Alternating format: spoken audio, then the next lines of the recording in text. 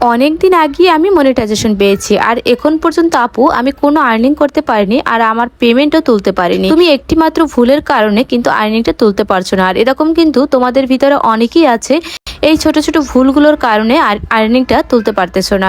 আর এই ভুলগুলো জানার জন্য অবশ্যই সঙ্গে থাকতে হবে। আসসালামু আলাইকুম, সবাই কেমন আছে? যাই হোক, আমরা যারা ফেসবুকে কাজ করতেছি তারা কিন্তু সবাই চাই এখান থেকে একটা ভালো মানের পেমেন্ট তুলতে, আর এ দিয়ে আমাদের ছোট ছোট স্বপ্নগুলো পূরণ করতে। কে না চায় পেমেন্ট হাতে পেতে?